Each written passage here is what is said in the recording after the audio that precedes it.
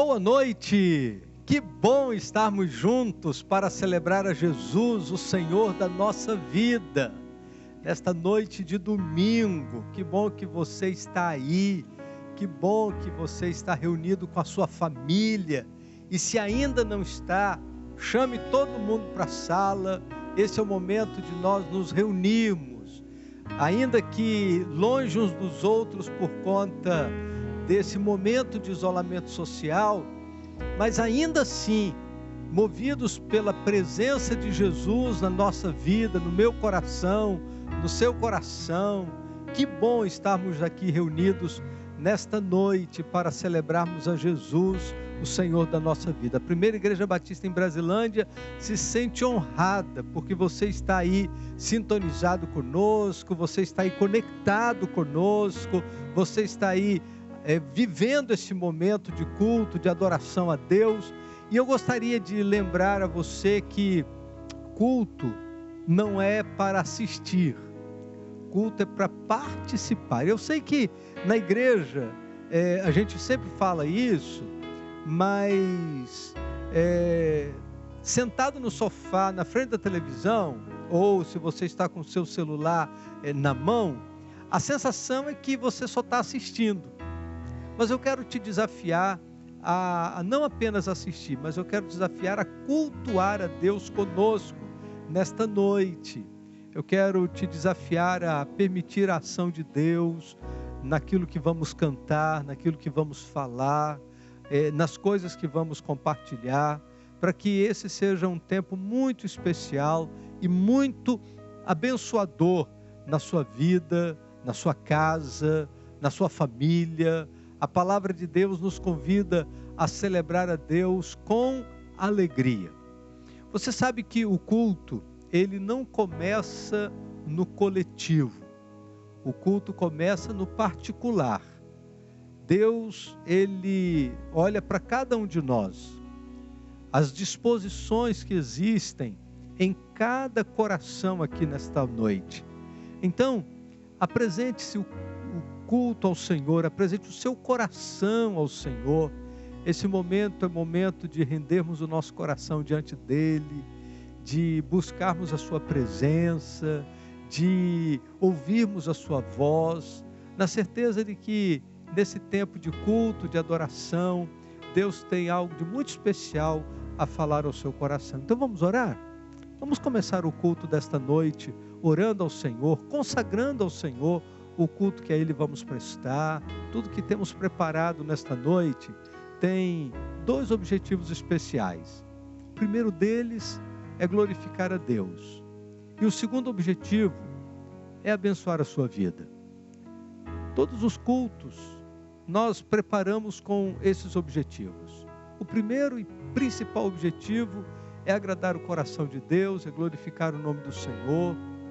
Mas o culto ele não acontece apenas nessa verticalidade. Ele não é apenas uma expressão de nossa relação com Deus, porque vem de Deus a sua palavra e certamente existe essa dimensão da horizontalidade do culto. Por isso nós temos como objetivo que a sua vida seja abençoada pelo Senhor nesta noite de domingo. Por isso, ore ao Senhor, consagre ao Senhor esse momento de adoração, de culto que a Ele estamos prestando. Vamos orar? Ó Deus bendito, nosso Pai, nós estamos agradecidos pela bênção de podermos nos juntar a tantas pessoas nesta noite para cultuarmos ao Senhor. Obrigado, Senhor Deus, pelo privilégio da adoração, pela bênção, ó Deus, de podermos nos prostrar diante de Ti nesta noite e podemos, ó Deus, reunidos como igreja, ainda que em lugares diferentes, em casas diferentes. Que bênção, ó Deus, podemos viver esse tempo juntos. E nós queremos, ó Deus, consagrar ao Senhor a nossa vida, dedicar ao Senhor o nosso culto, e consagramos porque entendemos que esse é um momento sagrado. Por isso, ó Deus, seja exaltado em tudo que vamos fazer. Glorificado seja o nome do Senhor nesta noite. E que, ó Deus, o resultado de tudo isso seja a glória do Teu nome e a bênção do Teu povo. Nós oramos em nome de Jesus. Amém, Senhor.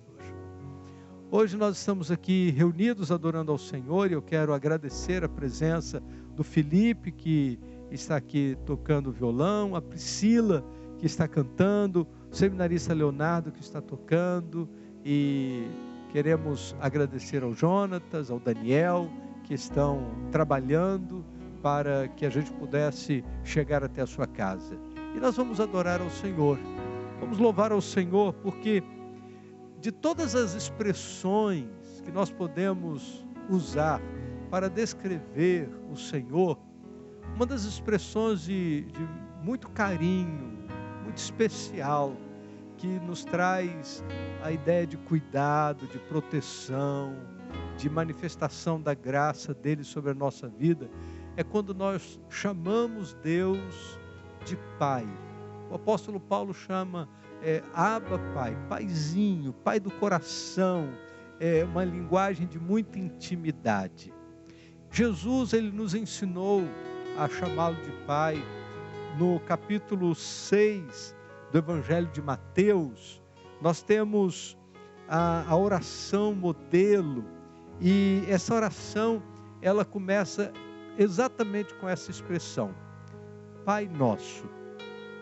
Que privilégio chamá-lo de Pai, saber que Ele é um Pai amoroso, é um Pai gracioso, é um Pai de amor, é um Pai poderoso, é um Pai que disciplina, é um Pai que sustenta, é um Pai maravilhoso.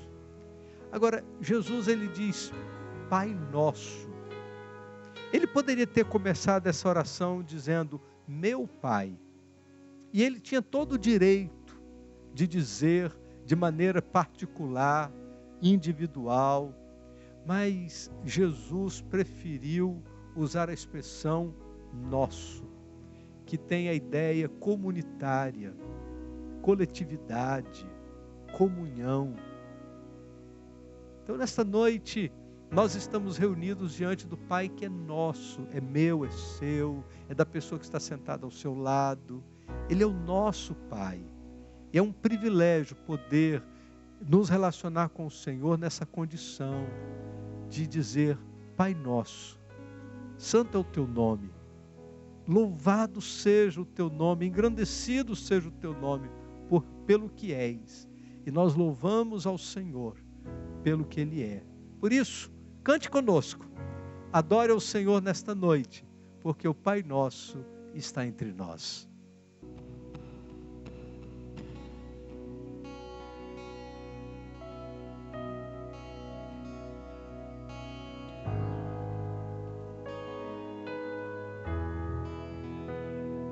Pai nosso nos céus,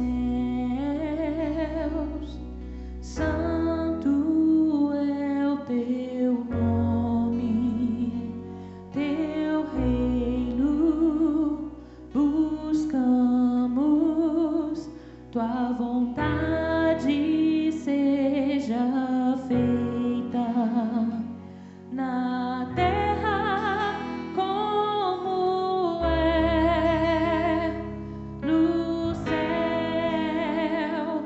Deixa o céu descer na terra como é no céu. Deixa o céu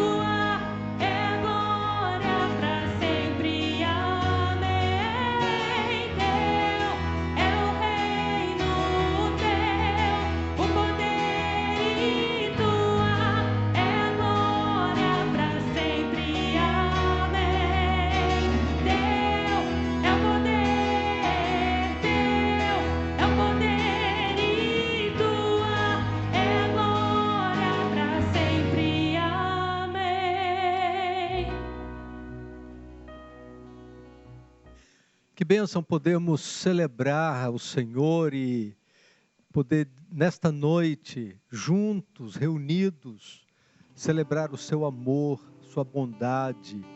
E o amor de Deus é um amor sem medidas. É um amor que envolve bondade, misericórdia, que envolve graça. Deus não ficou aguardando que nós pudéssemos ser merecedores de suas ações para então fazer algo a nosso favor. O apóstolo Paulo, escrevendo na carta aos Romanos, ele diz que Deus prova o seu amor para conosco, em que Cristo morreu por nós, sendo nós ainda pecadores. Ele não esperou nossa santidade para que então pudesse fazer alguma coisa a nosso favor. Ele veio a nós através da pessoa de Jesus.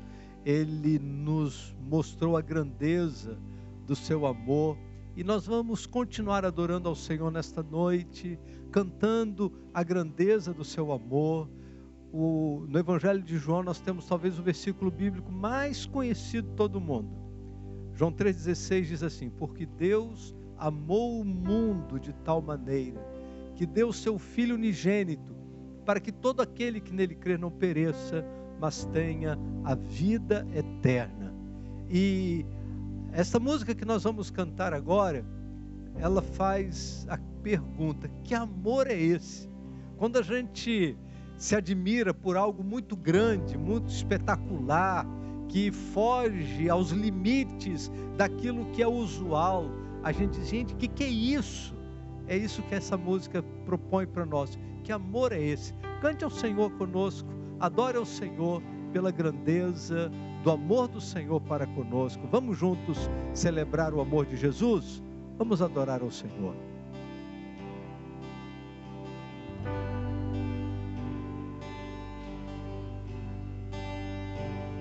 Tu me das a paz que excede todo entendimento humano.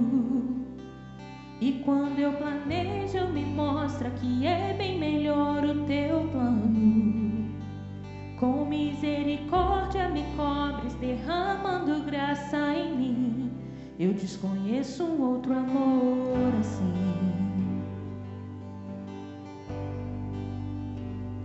E ao meu respeito eu sei que só tens pensamentos de paz. Por teu sacrifício hoje eu posso andar sem olhar para trás. Eu não compreendo tamanha bondade que está sobre mim. Eu desconheço um outro amor assim. Que amor é esse? Graça incalculável. Não tem interesse, não quer nada em troca. Tua bondade é boa, perfeita e agradável para mim.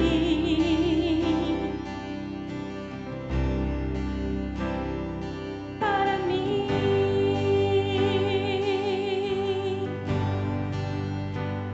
Quero conhecer-te, ouvir teus segredos.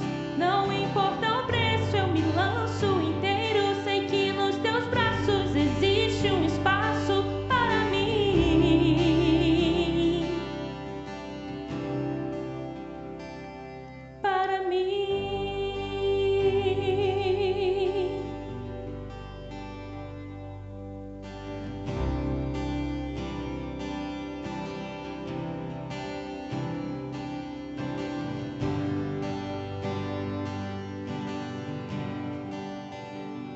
Tu me das a paz que excede todo entendimento humano.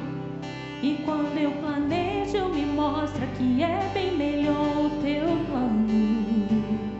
Eu não compreendo tamanha bondade que está sobre mim. Eu desconheço um outro amor assim. E ao meu respeito eu sei que só tens pensamentos de paz. Por teu sacrifício hoje eu posso andar sem olhar para trás. Eu não compreendo tamanha bondade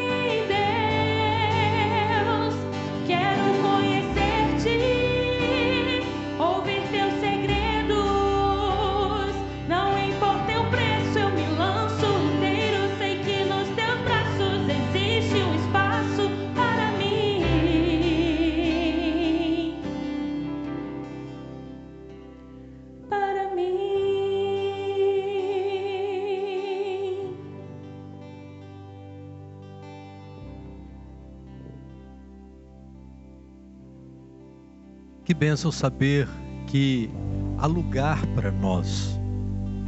Que privilégio saber que o amor do Senhor nos alcança, que a graça do Senhor nos é favorável.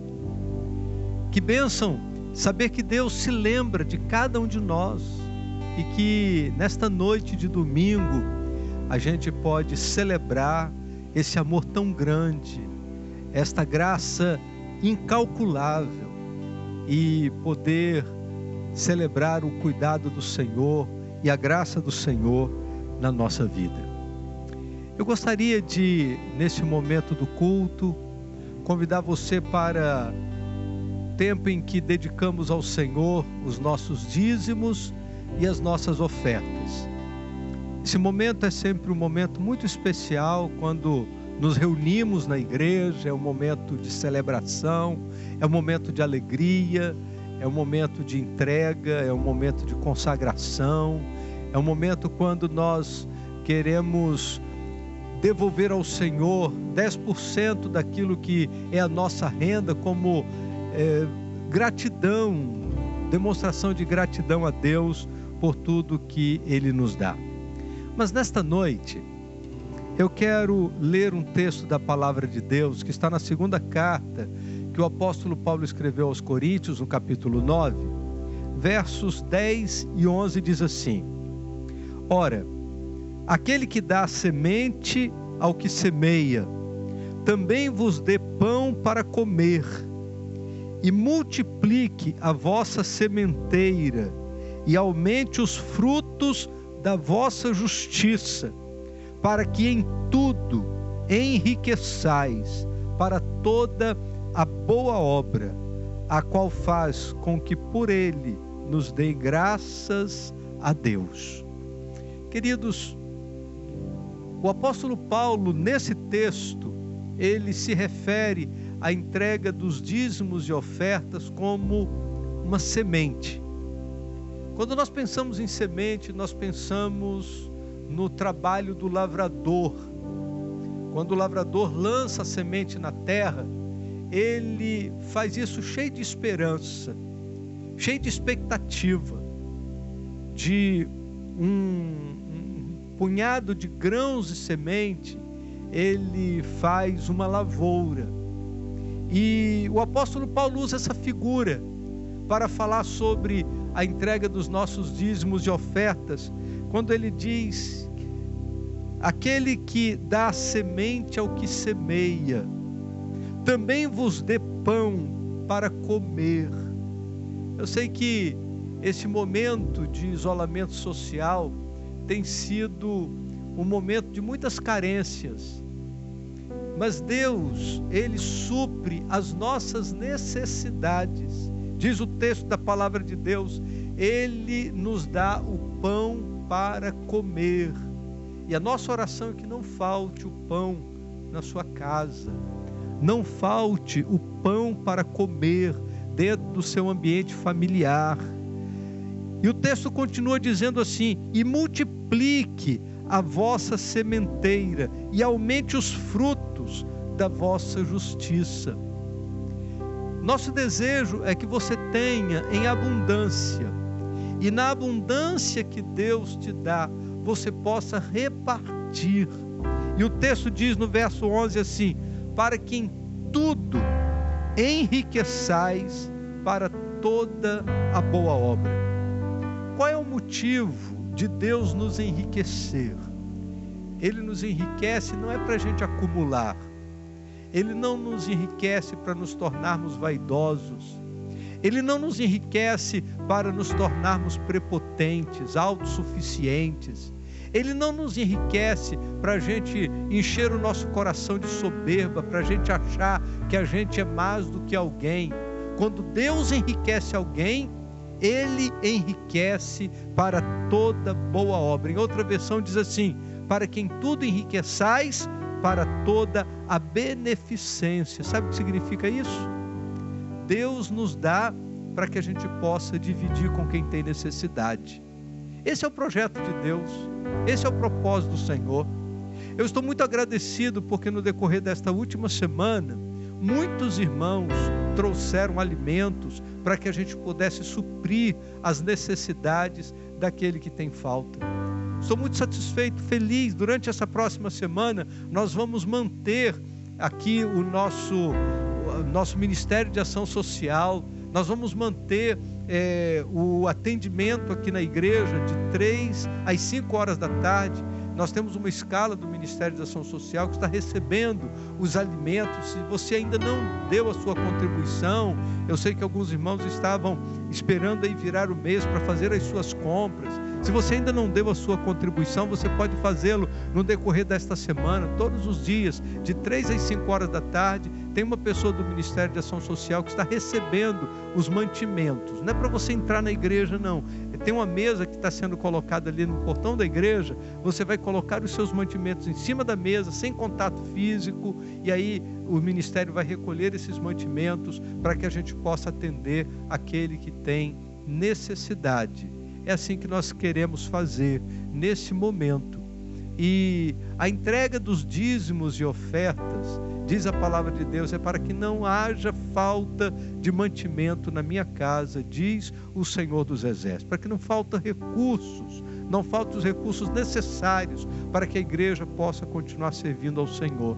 Então, nesse momento, dedique ao Senhor os seus dízimos, dedique ao Senhor as suas ofertas de amor. Nós temos aqui o número das contas da igreja, tanto a conta do Banco Itaú como do Banco Santander. Temos aqui também o nome da igreja, o CNPJ da igreja, para que você possa fazer a transferência. Se você tem conta em outro banco, você precisa desse número para poder fazer a transferência bancária. E eu queria aproveitar esse momento para dizer para você o seguinte: se alguém mandar um zap para você em nome da nossa igreja pedindo dinheiro, não dê. Se alguém bater na porta da sua casa dizendo que é um líder da igreja, usando o meu nome, que a gente está pedindo dinheiro, não faça isso, não dê.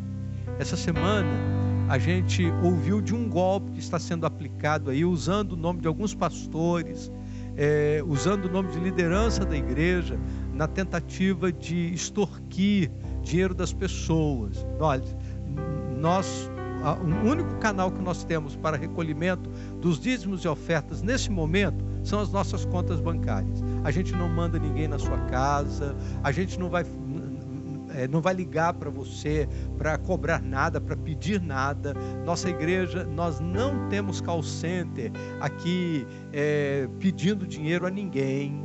É muito importante você ficar alerta sobre isso, porque nesses momentos sempre aparecem aqueles que querem se aproveitar da situação. Então, eu estou dando esse aviso aqui. Se alguém citar algum número de conta que não seja esses que estão aqui, desses bancos que nós estamos fornecendo através do vídeo, por favor, descarte. Não tenha nada a ver com a nossa igreja, tá? Se alguém usar o meu nome, o nome do pastor Marco Antônio, pastor Félix ou pastor Fabiano, para dizer que a gente está precisando disso ou precisando daquilo, não dê atenção, porque infelizmente nesses momentos aparecem pessoas aproveitadoras que querem enganar e tirar proveito dessa situação. As transferências bancárias e depósitos bancários devem ser feitos nestas contas que estão aparecendo aqui, e esse é o único canal que nós temos para fazer nossa transação financeira nesse momento de pandemia, ok? Então, nesse momento, enquanto nós vamos passar um vídeo, o clipe da Junta de Missões Mundiais, que tem como título Transforme o Mundo com a Alegria de Jesus. Essa é a música que a gente tem usado nas nossas celebrações para o momento da entrega dos dízimos e das ofertas, e também nos nossos cultos online. É o momento que a gente tem, a música que a gente tem usado para esse momento da entrega dos dízimos e ofertas, e você vai ter a oportunidade nesse momento, com alegria, com generosidade, plantar as suas sementes, como diz a palavra de Deus. Deus deu a nós o que nós temos em nossas mãos, para que a gente possa dividir nesse momento, enriquecendo para a toda beneficência segundo a palavra de Deus. Que Deus nos abençoe. Enquanto vamos assistir a esse clipe, entregue ao Senhor os seus dízimos e as suas ofertas.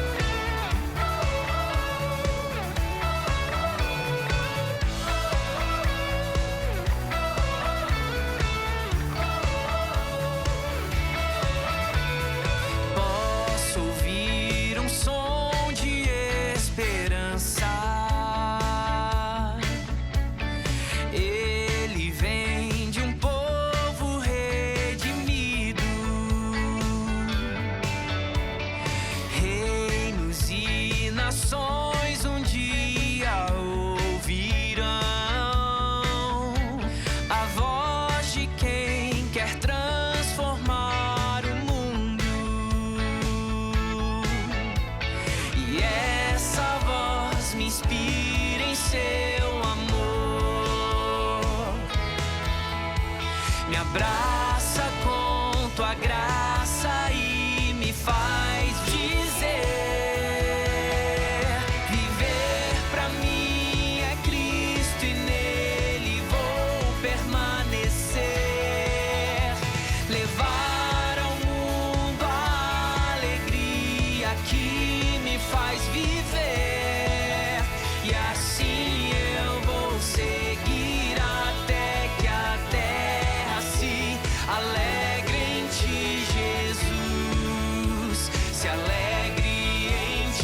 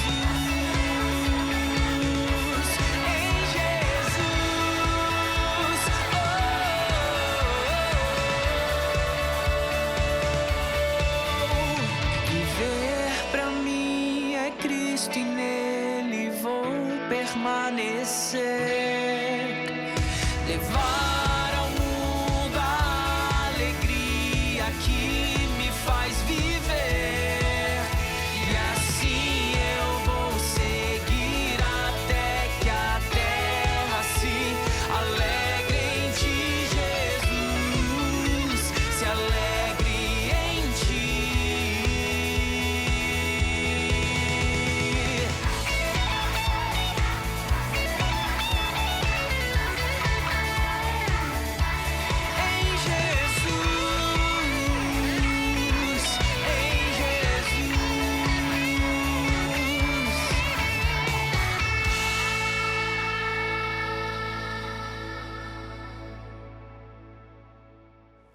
Boa noite, igreja. Mais um momento de missões mundiais. Nós temos falado muito do que Deus tem feito no Oriente Médio através da Junta de Missões Mundiais dos nossos missionários. Porém, eu quero te dizer que as suas orações e as suas ofertas também chegam na Europa. E Deus tem feito grandes coisas no continente europeu. Eu vou deixar para você um vídeo de alguns testemunhos de vidas que estão sendo transformadas com a alegria de Jesus lá na Europa. Assistam, por favor.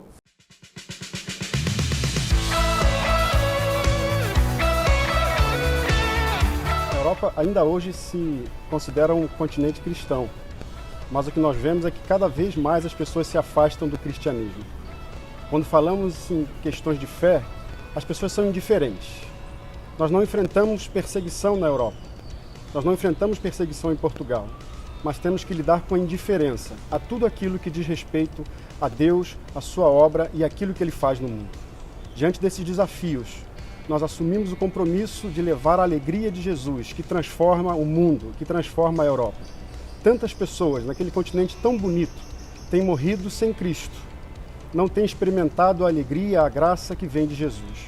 O nosso compromisso como missionários é levar o Evangelho da graça, que traz vida, que traz salvação, que traz alegria. E nós podemos então falar de casos como o do Rui, um jovem ateu que foi alcançado pela graça, resistia ao Evangelho, não blasfemava contra as coisas de Deus e foi alcançado, foi discipulado, se preparou no seminário e hoje se prepara para ser um jovem pastor e com a sua esposa Joana se dedicam e querem se dedicar a alcançar os jovens do seu país. Caso como o jovem João, um profissional, um militar da Marinha que mergulhava no seu trabalho, mas ainda tinha uma vida muito superficial com o Senhor e com a sua obra. E hoje, alcançado pelo Evangelho, mergulha na palavra, deseja ver a sua vida, a sua história sendo transformada pelo Evangelho e fazer dela um instrumento para alcançar muita gente. Caso como o da Manuela, que tinha o seu coração mergulhado em tradições religiosas, tinha um coração dividido e reconhecia que o seu coração era dividido.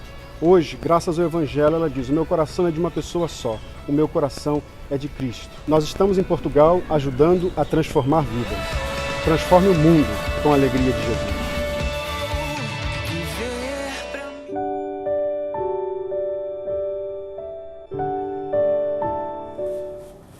Estamos na nossa sala de oração e mais uma vez comigo, o pastor Marco Antônio, que é o líder do Ministério de Oração da nossa igreja. E nós temos vivido esse momento de intimidade com Deus. Esse tempo tem sido um tempo muito significativo na vida das nossas famílias, porque agora a gente tem tido tempo para estar juntos e para almoçar juntos, tomar um café juntos, temos tomado café com fé diariamente, e esse tempo é um tempo de oração. A oração é que sustenta a nossa vida, não é, pastor? E nós temos um relógio de oração. Eu queria que o pastor Marco Antônio falasse sobre o relógio de oração que nós temos mantido durante esse período de quarentena, pastor.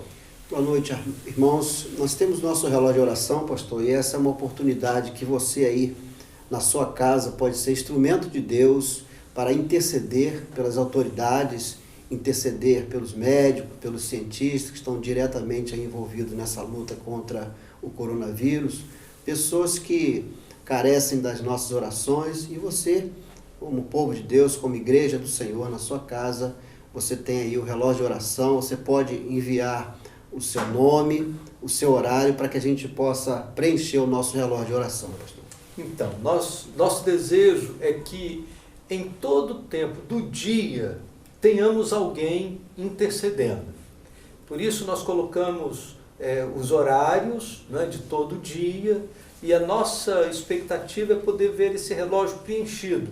Todas as pessoas, através do zap da igreja, 2606-3323, você pode enviar um recadinho para o nosso zap, dando um horário que você deseja preencher nas 24 horas do dia, qual é o horário que você gostaria de colocar-se na brecha. A palavra de Deus diz: procurei um homem para que estivesse na brecha orando por esse povo. E você vai escolher um horário para que você seja essa pessoa, esse homem se colocando na brecha, não é, pastor? Sim, sim. Para que a gente possa, em todo tempo, ter alguém orando incessantemente pelas autoridades, pelos médicos, pelos enfermeiros, pelas pessoas que estão diretamente ligadas, né, pelos cientistas que estão na procura de um remédio que seja eficaz contra o coronavírus. E esse é um momento muito significativo que a gente precisa dos seus joelhos dobrados, né, pastor? Ok, esse é um momento que a gente não pode arriar nossas armas espirituais, né? A oração é uma dessas armas, um instrumento que Deus coloca em nossas mãos. Eu quero te encorajar você a cuidar desse tempo devocional seu e perseverar em oração, que com certeza nós iremos passar essa fase aí. Pois é pelo poder da oração que nós vamos vencer. Por isso, eu quero convidar você para orarmos juntos. A sala de oração é lugar de oração. Então nós vamos orar juntos ao Senhor. O pastor Marco Antônio vai interceder a Deus e o Ministério de Oração está mobilizado, né? A igreja não para. O templo está fechado, mas os joelhos estão dobrados. Então, o pastor Marco Antônio vai nos conduzir ao Senhor nesse momento de oração. Vamos orar? Deus bendito, nosso Pai, nós queremos agradecer ao Senhor por esse instrumento poderoso que o Senhor coloca nas nossas mãos, nas mãos da igreja do Senhor, que é a oração. Oramos, ó Deus, pelos filhos do exílio, ó Deus. Esse tempo em que pessoas têm tomado a decisão ao lado de Jesus Cristo. Que o Senhor possa sustentar, ó Deus, essas pessoas. Oramos, ó Deus, pelos enfermeiros que estão diretamente lidando com pessoas que muitas delas estão contaminadas, que o Senhor possa cuidar dessas vidas, que o Senhor possa dar sabedoria às autoridades, ó Deus, que têm se envolvido também com essa questão, ó Deus, médicos, policiais de plantão, ó Deus, tantas pessoas, ó Deus, que de alguma forma enfrentam essa realidade, ó Deus, e que nesse momento tem a convicção de que existe uma igreja, existe pessoas orando por eles, Deus. É verdade. Muito obrigado, porque nós podemos, mesmo em casa, sermos instrumento do Senhor para que essas pessoas recebam, por intermédio das orações, o cuidado, sustento, os livramentos para suas vidas. Muito obrigado, continue conosco, nós oramos agradecidos em nome do Senhor Jesus. Amém. Amém. Amém. Querido, mantenha sua vida de oração durante esse tempo, mantenha os seus joelhos dobrados durante esse tempo. Certa vez perguntaram a um pastor, qual que é mais importante? A oração ou a Bíblia? Ele pensou e respondeu assim: pergunte a um pássaro qual é mais importante, a asa direita ou a asa esquerda? Bíblia e oração são importantes igualmente para que a gente possa, como águias, voar alto para a glória de Deus. Mantenha a sua vida de oração.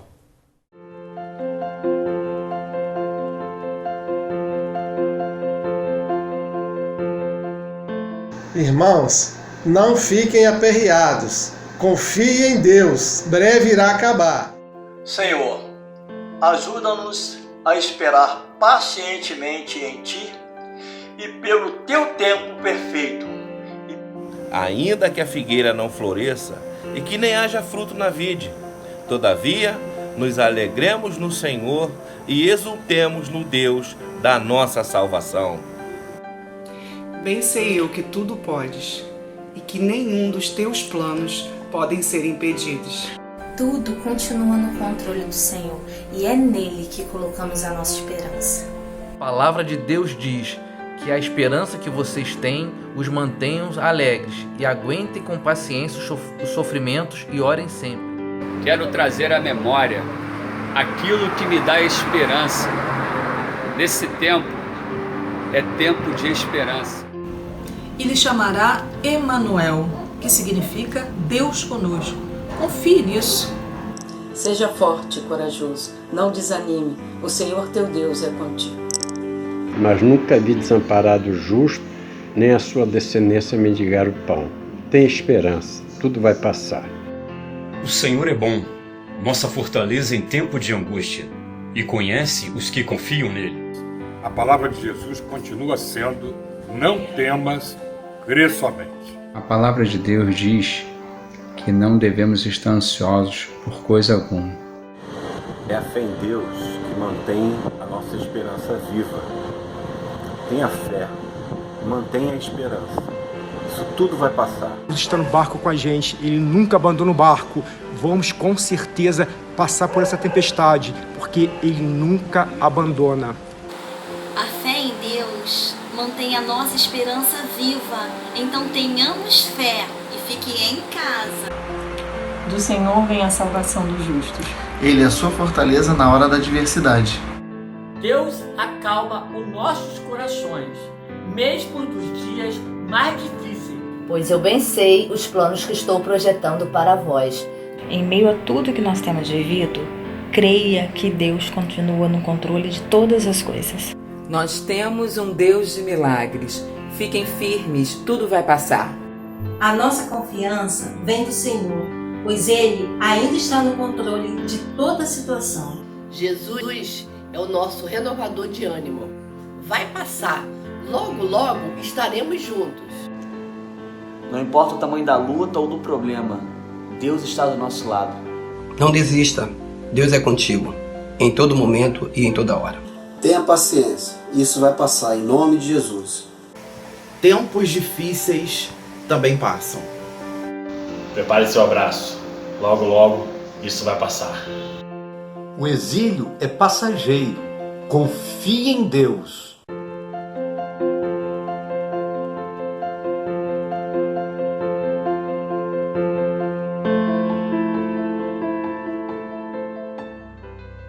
Nesta noite nós temos sido convidados a olhar para Jesus e nesse momento nós vamos compartilhar de uma canção que certamente vai mexer com o seu coração, porque ela é uma definição de nossa escolha. Há muitos caminhos que temos para percorrer nesse mundo e o convite dessa canção é que você decida seguir os passos de Jesus. Tem um livro que eu li na minha adolescência e que tenho sugerido a leitura dele para algumas pessoas, que tem como título assim, Seus Passos, o que faria Jesus?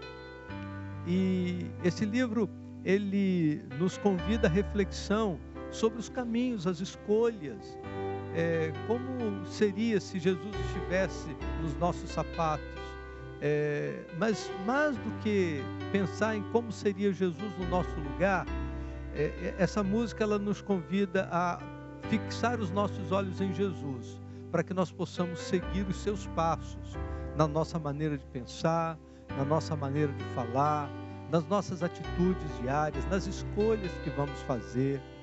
Vou seguir os passos de Jesus, que você possa seguir os passos de Jesus em todo o tempo. Cante conosco, louve o Senhor. Se você já pensou em desistir, tenha fé e não pare de sorrir. Você vai ver que o inimigo não vai entender, que o crente até mesmo chorando, ele canta porque se chorar, chora nos pés do Senhor. Tem Jesus como seu consolador. Teu sofrer uma noite até pode durar, mas o crente sabe que a vitória vem pela manhã. Então cante assim: vou seguir os passos de Jesus, vou levar comigo a minha cruz. Se espinhos ferem os meus pés, eu vou descansar nos braços de Jesus. Vou seguir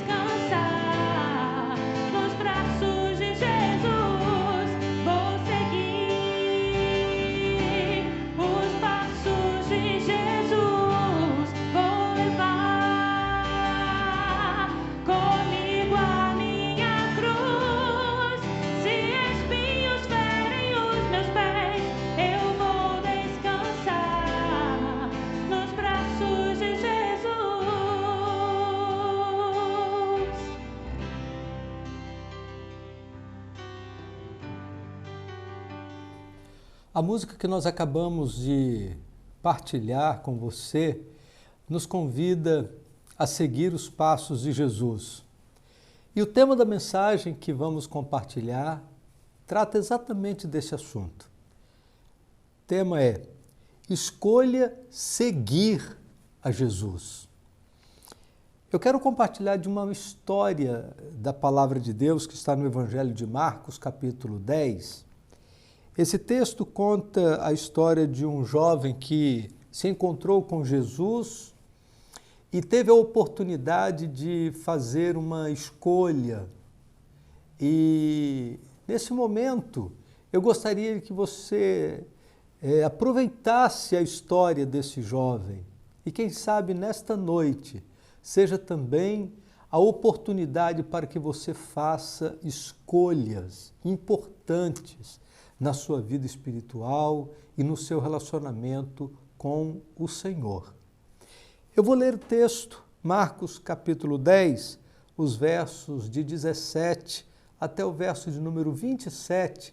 A palavra de Deus diz assim: E pondo-se a caminho, correu para ele um homem, o qual se ajoelhou diante dele e lhe perguntou: Bom mestre, que hei de fazer para herdar a vida eterna? E Jesus lhe disse: Por que me chamas bom? Ninguém há bom senão um, que é Deus. Tu sabes os mandamentos: não adulterarás, não matarás, não furtarás, não dirás falso testemunho, não defraudarás, honra a teu pai e a tua mãe. Ele, porém, respondendo, disse: Mestre, tudo isso tenho feito desde a minha mocidade. E Jesus, olhando para ele, o amou e lhe disse: Falta-te uma coisa. Vai, vende tudo quanto tens, dá aos pobres, e terás um tesouro no céu. E vem, toma cruz e siga-me, ou segue-me.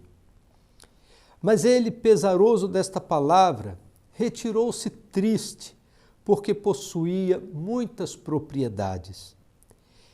Então Jesus, olhando ao redor, disse aos seus discípulos: Quão dificilmente entrarão no reino de Deus os que têm riquezas. E os discípulos se admiravam destas palavras, mas Jesus, tornando a falar, disse-lhes: Filhos, quão difícil é para os que confiam nas riquezas entrar no reino de Deus. É mais fácil passar um camelo pelo fundo de uma agulha do que entrar um rico no reino de Deus. E eles se admiravam ainda mais, dizendo entre si: Quem poderá, pois, salvar-se? Jesus, porém, olhando para eles, disse: Para os homens é impossível, mas não para Deus, porque para Deus todas as coisas são possíveis. O tema então desta mensagem é: escolha seguir a Jesus. Estamos vivendo no tempo da rede social. Talvez em nenhum outro momento da história as redes sociais foram tão importantes. Talvez em nenhum outro tempo estivemos tão conectados. Eu não sei quais são as redes que você usa, mas certamente nesse período de isolamento, nesse período de pandemia, nesse período em que todos nós estamos presos dentro da nossa casa, alguma parte do tempo, algum período, você tem investido em trocar mensagens e conversar com pessoas, com grupos, e nós temos tido experiências maravilhosas durante estas semanas, através de compartilhamento em grupos que têm sido encontros virtuais. Nós temos vivido experiências maravilhosas. O meu PG, por exemplo, na terça-feira teve um encontro virtual através do Zoom. A gente conectou os membros do PG. Na próxima terça-feira também vamos fazer assim. Silvana também tem feito isso com o PG dela. Alguns Algumas classes da Escola Bíblica Dominical também têm feito estudos bíblicos virtuais e é uma forma de nós nos encontrarmos sem o perigo de sermos infectados pelo vírus, e tem sido muito significativo o uso das redes sociais nesse tempo que nós estamos vivendo. Estamos vivendo um tempo de revolução na comunicação. A gente nunca esteve tão conectado como durante esse período de pandemia. Existem alguns canais de relacionamento. As pessoas, por exemplo, que usam o Twitter, o Instagram, fazem de outros os seus seguidores. É exatamente essa a expressão usada para quem usa essas ferramentas. A gente vai seguindo as pessoas, ou pessoas vão nos seguindo, e as pessoas escolhem receber informações e, em determinadas situações, informações instantâneas daquilo que as pessoas estão fazendo, daquilo que as pessoas estão conversando, daquilo que as pessoas estão pensando, daquilo que as pessoas estão vislumbrando.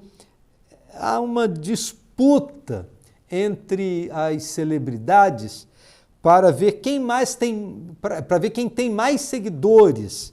E existem alguns que estão chegando na casa de milhões de seguidores. E é isso que tem marcado esse tempo, né, dentro das redes sociais. Agora, o tema da nossa mensagem é seguir a Jesus. E a pergunta é: o que significa isso? O que significa, de fato, seguir a Jesus? O que é seguir a Jesus? Eu gostaria de compartilhar nesse início de mensagem de algumas ideias, de algumas coisas que eu entendo serem importantes para quem quer ser um seguidor de Jesus. Por exemplo, seguir a Jesus é orientar a nossa vida pelos seus ensinos. Desde aquele ensino que nos convida a aceitar o perdão que ele nos oferece, até aqueles ensinos que nos dão orientação sobre os passos que devemos dar no desenvolvimento da nossa vida. Se você quer um suprassumo dos ensinos de Jesus, leia o Sermão da Montanha. O texto de Mateus, capítulos 5, 6 e 7. São 3 capítulos da Bíblia. E nós encontramos ali no Sermão da Montanha, assim, a síntese, o resumo dos princípios que Jesus deseja ver compartilhados na minha e na sua vida. Então, seguir a Jesus envolve orientar a nossa vida a partir dos seus valores, dos seus princípios, dos seus ensinos. Seguir a Jesus é ser liberto da condenação do pecado. É viver no compasso da graça, é verdade. É poder viver dentro do Evangelho. Paulo, escrevendo na primeira carta a Timóteo, ele diz que esta é uma palavra digna de toda aceitação, que Cristo Jesus veio ao mundo para salvar os pecadores. E ele diz assim: dos quais eu sou o principal. Jesus veio ao mundo para salvar os pecadores. Então, seguir a Jesus envolve viver nesse compasso da graça, permitindo que o Evangelho alcance a nossa vida, que os pecados sejam perdoados pelo poder da graça de Jesus. Mas seguir a Jesus é mais do que isso. Seguir a Jesus é aceitar a sua companhia sustentadora, sua presença conosco. é o poder que nos fortalece. Nos momentos de maravilhas e nos tempos de tempestades. Quando estamos cheios da presença do Senhor, experimentamos a alegria que vale a pena, e é disso que nós precisamos nesse momento que estamos passando. Na hora difícil, é a presença do Senhor que supre as nossas necessidades, segundo as riquezas da sua glória em Cristo Jesus, como nos diz a palavra. Seguir a Jesus é estar comprometido com Ele. É levar adiante o projeto de amar a todos os homens e ser amados por Ele. É amar e ser amado, pois é nessa dinâmica da vida que o amor de Deus se faz presente, para que possamos viver a plenitude da vida que Ele preparou para nós. Seguir a Jesus é saber que Deus já provou o seu amor para conosco. E a Bíblia diz que Cristo morreu por nós quando éramos ainda pecadores, para que, através do seu sacrifício, fosse provado o amor de Deus por nós. Ele se entregou a si mesmo por nós, como oferta e sacrifício a Deus, em cheiro suave, diz a palavra do Senhor. 1 João capítulo 4, verso de número 9, a Bíblia diz assim: nisto se manifestou o amor de Deus para conosco, em que Deus enviou o seu Filho unigênito ao mundo, para que por meio dele vivamos. Eu vou repetir esse texto da palavra de Deus. Nisto se manifestou o amor de Deus para conosco, em que Deus enviou o seu Filho unigênito ao mundo, para que por meio dele vivamos. O seguidor de Jesus sabe que a iniciativa foi de Deus. Deus não ficou aguardando uma iniciativa humana para que então ele pudesse fazer alguma coisa a nosso favor. Ele tomou a iniciativa, por isso que a gente diz que Deus tem um amor proativo. O nosso amor é um amor reativo. A Bíblia diz que nós o amamos porque ele nos amou primeiro. O nosso amor é uma reação ao amor de Deus, mas o amor de Deus é proativo. Nós éramos ainda pecadores, nós estávamos distantes de Deus, e Deus enviou o seu Filho ao mundo, seu Filho unigênito ao mundo, para que por meio dele tivéssemos a segurança da vida eterna. 1 João capítulo 4, verso 10, a Bíblia diz assim: nisto está o amor, não em que nós tenhamos amado a Deus, mas em que Ele nos amou a nós e enviou o seu Filho como propiciação pelos nossos pecados. Que coisa maravilhosa! A palavra de Deus nos diz que Deus nos amou de tal maneira que enviou o seu Filho. O amor de Deus é tão grande que Ele tomou a iniciativa de enviar o seu Filho a nós, para que pudéssemos receber o perdão para os nossos pecados. Por isso, a história que nós lemos desse jovem que foi até Jesus, ela nos ensina algumas lições importantes que certamente nos ajudarão nesta noite para entendermos como que nós devemos fazer, o que devemos fazer para seguir a Jesus. Em primeiro lugar, para seguir a Jesus, precisamos tomar a atitude correta. Verso de número 22 diz: mas ele, pesaroso desta palavra, retirou-se triste, porque possuía muitos bens. Aquele homem, ele não conseguiu ir além de boas intenções. Ele chegou a Jesus fazendo boas perguntas e A partir de suas perguntas, a gente pode até imaginar que ele tinha boas intenções. Ele se aproximou de Jesus, mas não se tornou um seguidor de Jesus. Diz o texto que ele vai a Jesus e prostra-se diante de Jesus. E é interessante que muita gente começa muito bem, não é? A Bíblia diz que ele se pôs ao caminho, correu, e a expressão correr dá uma ideia de urgência. Ele não foi desleixadamente, mas ele entendia a urgência de chegar até Jesus, se ajoelhou diante de Jesus, e o fato de se ajoelhar também é significativo, porque dá uma ideia de humildade, uma ideia de prostração, uma ideia de quebrantamento. E ele perguntou: bom mestre, que hei de fazer para herdar a vida eterna? Algumas coisas interessantes.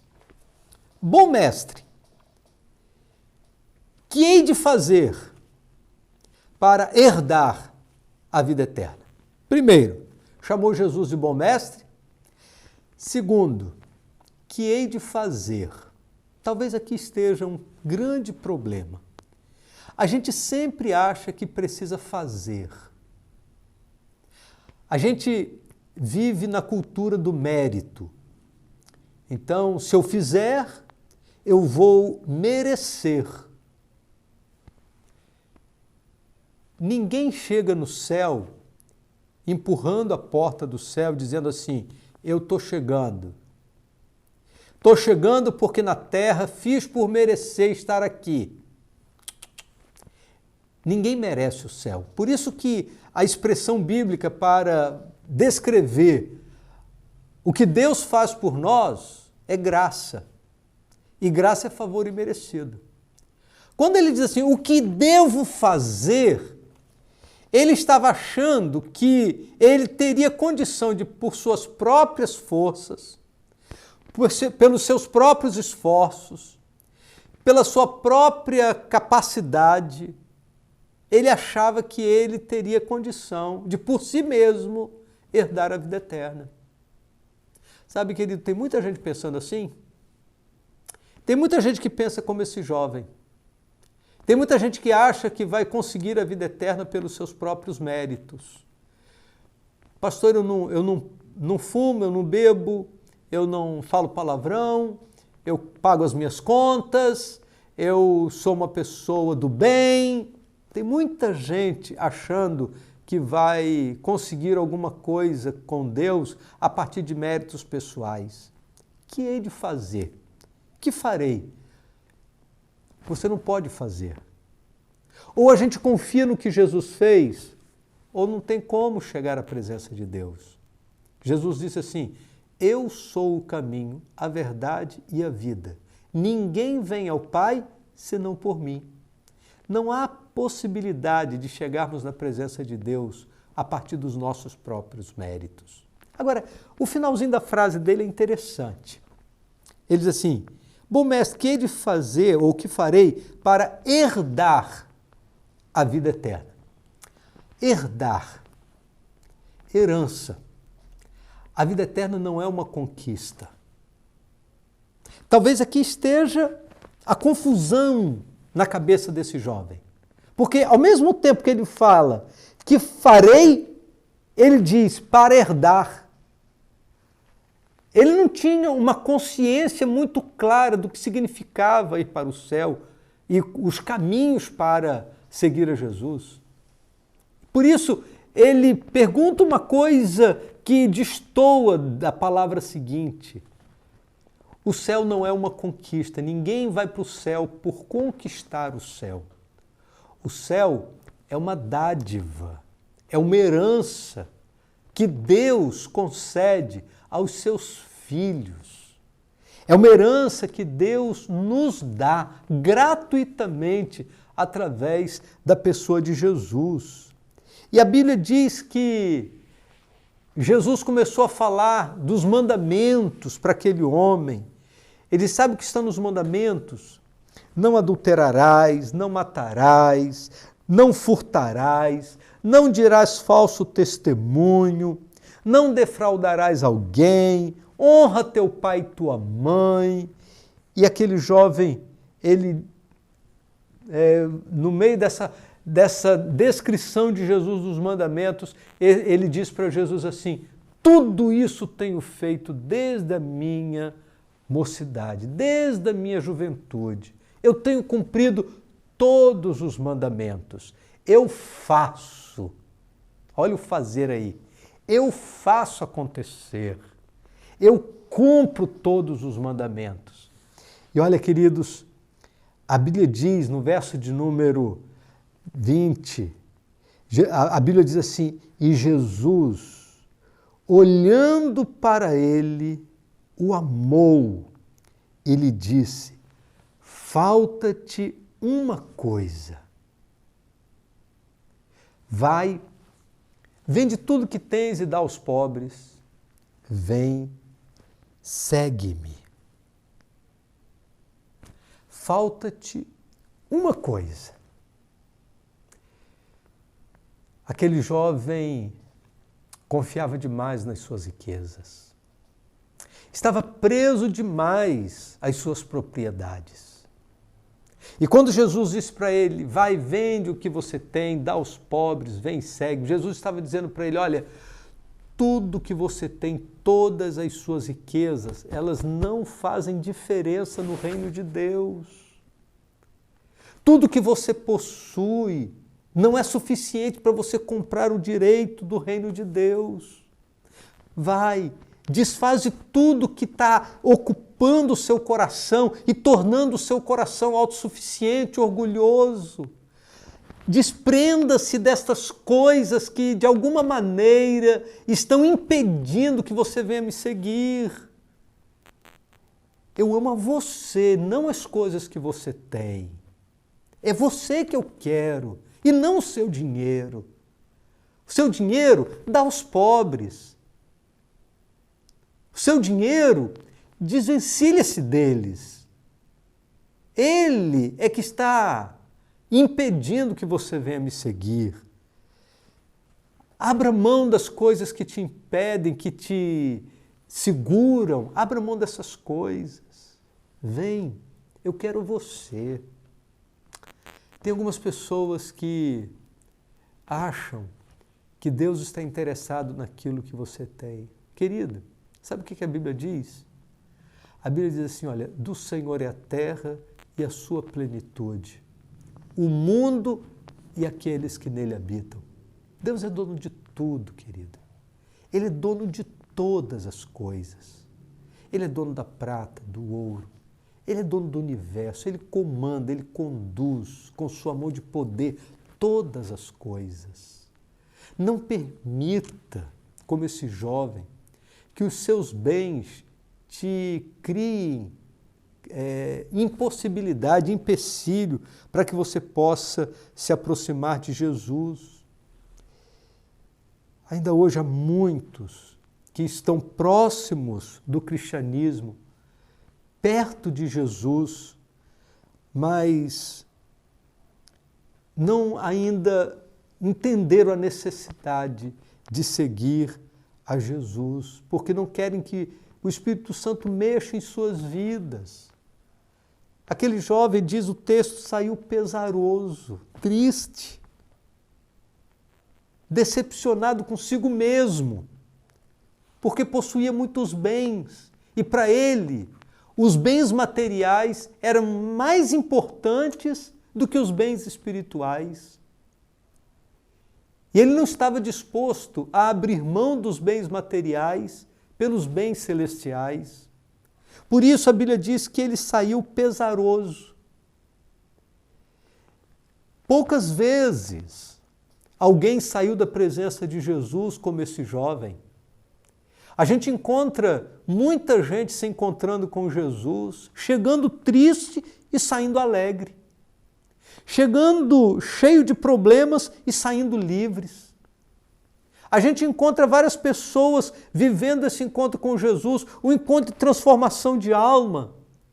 E quando a gente olha esse texto, a gente vê o inverso acontecendo. Esse jovem, ele chega cheio de expectativa, correu, prostrou-se diante de Jesus, chamou Jesus de bom, queria saber da vida eterna. Mas quando Jesus falou que ele era mais importante do que os seus bens, aquele homem achou melhor não seguir a Jesus. Diz o texto que ele saiu pesaroso, com pesar, com tristeza na alma. E diz o texto que ele deixou Jesus, ele foi até Jesus, mas ele não foi um seguidor de Jesus. Se você está nessa condição, se você já se aproximou de Jesus, mas você está pesaroso, querido, olha o exemplo desse texto. Olha o exemplo desse homem, desse jovem. É tempo de você repensar suas prioridades. É tempo de você voltar o seu coração para o Senhor. Disponha a fazer aquilo que Jesus te pede fazer. Mas há mais uma lição importante desse texto. Para seguir a Jesus, precisamos renunciar ao que nos afasta de Jesus. Diz o texto no verso número 23. Então, Jesus, olhando ao redor, disse aos seus discípulos: quão dificilmente entrarão no reino de Deus os que têm riquezas. Há muitos que querem Jesus, mas não querem renunciar àquilo que te afasta de Jesus. Só que existem situações que são antagônicas. Não dá para a gente escolher a direita e a esquerda ao mesmo tempo. Ou a gente escolhe uma coisa ou escolhe outra. Não dá para a gente escolher Jesus e os vícios. Não dá para a gente escolher Jesus e continuar numa vida devassa. Não dá para a gente escolher andar com Jesus e ao mesmo tempo continuar na infidelidade conjugal. Não dá para a gente escolher andar com Jesus e se permitir a uma vida de corrupção. Existem coisas que são antagônicas, que não dá para caminhar junto. A Bíblia diz que não há comunhão entre a luz e as trevas. Existem coisas que não se misturam. E Jesus não se mistura com o pecado. Por isso, para seguir a Jesus, a gente precisa renunciar ao pecado. Talvez a palavra renúncia não seja uma palavra muito agradável de se ouvir. A gente gosta de ouvir palavras diferentes. A gente gosta de ouvir a palavra conquista, prosperidade, bênção. São palavras agradáveis aos ouvidos. Renúncia não é uma palavra muito agradável. Só que a verdade do Evangelho, e a verdade do Evangelho nem sempre é muito agradável, mas é a verdade do Evangelho diz que para andar com Jesus a gente precisa renunciar, sim. A gente precisa renunciar, porque o caminho do Evangelho é um caminho de santidade. O caminho do Evangelho é um caminho de compromisso com o Senhor.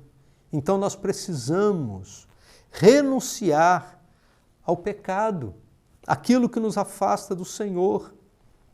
No caso daquele homem, era o seu patrimônio, suas propriedades. O Senhor lhe pediu para que vendesse tudo, distribuísse com os necessitados. Jesus foi direto ao ponto. Aquele homem curtia ser rico. O dinheiro lhe trazia tanto prazer que ele preferiu ficar com o dinheiro, com os tesouros terrenos, do que receber os tesouros celestiais. Pode parecer que Jesus condenou a riqueza, mas não é bem assim. O que Jesus condenou foi a atitude que aquele homem tinha com relação ao dinheiro. Entre servir a Deus e ao dinheiro, a escolha daquele homem foi pelo dinheiro. Por isso ele saiu pesaroso, triste da presença de Jesus. Mas há outras escolhas que nos afastam de Jesus também, não é só o dinheiro. Alguns só querem se tornar seguidores de Jesus depois de receberem as bênçãos que buscam. Esperam uma espécie de prova para crer, ignorando que são bem-aventurados os que não veem, mas creem. Porque diz a palavra de Deus, as coisas que se veem são temporais e as coisas que não se veem são eternas. 2 Coríntios, capítulo 4, verso 18, o apóstolo Paulo nos diz isso. A Bíblia diz que a fé é o firme fundamento das coisas que não se veem. Eu lhe convido nesta noite, ponha-se no caminho com Jesus. Tudo que vale a pena lhe será acrescentado. Eu posso lhe garantir isso. Mas o passo inicial é buscar primeiramente o reino de Deus, sem qualquer outro interesse. É buscar o reino pela bênção de estar inserido no reino. Se alguns querem seguir a Jesus depois de receberem as bênçãos, outros estão escondidos atrás de sua bondade pessoal, e a sua bondade pessoal os afasta de Jesus. Eles olham para alguns cristãos e se acham melhores do que alguns cristãos e dizem assim, para ser crente igual fulano de tal, eu prefiro continuar na minha. Infelizmente, isso é possível. No entanto, aquele homem da história de Marcos, ele não era totalmente uma pessoa ruim, deplorável. Era um bom homem. Ele cumpriu os mandamentos desde a sua juventude, um por um, mas ele não tinha vida eterna, porque cumpridor de mandamento, cumpridor de justiça própria, ter méritos pessoais, a bondade humana não produz vida eterna. Só o que produz a vida eterna é a bondade divina. Não permita que a sua bondade pessoal seja um empecilho para que você siga Jesus. Não permita que a indignidade de outros cristãos tire de você o privilégio de seguir a Jesus. Pare de confiar em si mesmo ou pare de olhar para a vida dos outros. Simplesmente siga a Jesus, é isso que vale. Outras pessoas, do outro lado, estão escondidas atrás das suas próprias maldades. São aqueles que reconhecem que são ruins demais e acham que só vão poder ir a Jesus se porventura um dia forem alcançados por algum tipo de bondade. Muitos esperam abandonar um vício e então seguir a Jesus, quando na verdade o caminho para seguir a Jesus é o caminho da restauração. E o Senhor Jesus quer restaurar a sua vida a despeito das maldades do seu caráter. Ele é que restaura a vida da gente para que a gente se torne menos autossuficiente, menos egoísta, menos mentirosos, menos vaidosos, menos ambiciosos, para que possamos segui-lo na nossa caminhada. O caminho com Jesus é o caminho que restaura o nosso caráter. Alguns ficam longe de Cristo para poderem ficar longe da igreja. Seguir a Jesus por meio de uma igreja é um preço muito alto para algumas pessoas. Alguns pensam que no curso de vir todo domingo à igreja, ouvir sermões, entregar dízimos, esquecidos de que esse ambiente da igreja é um ambiente de comunhão, de cuidado. A igreja, diz a palavra de Deus, é o corpo de Cristo, onde somos fortalecidos, alimentados e abençoados. Venha para Jesus. Não venha só para a igreja, porque igreja não salva ninguém. A igreja é a comunhão dos salvos. Por isso, o convite é: venha para Jesus, siga a Jesus. E estar na igreja vai ser uma consequência natural da decisão de seguir a Jesus. Por último, para seguir a Jesus, precisamos aceitar a ação de Deus a nosso favor. No verso 27, a palavra de Deus diz: Jesus, fixando os olhos neles, respondeu: para os homens é impossível, mas não para Deus, porque para Deus tudo é possível. O texto termina com uma discussão. A história, na verdade, termina com uma discussão entre os discípulos. E a pergunta é: será que Jesus pediu demais para aquele homem rico? No fundo, os ouvintes achavam que Jesus tinha pedido o impossível. E tinha mesmo. Impossível para os homens.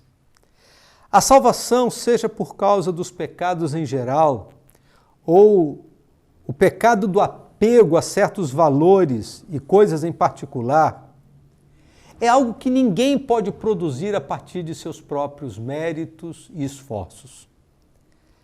Salvar é uma operação exclusiva de Deus. Preste atenção nisso.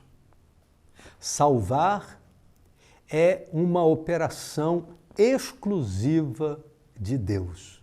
É por isso que a Bíblia diz que Jesus veio para buscar e salvar os que se haviam perdido.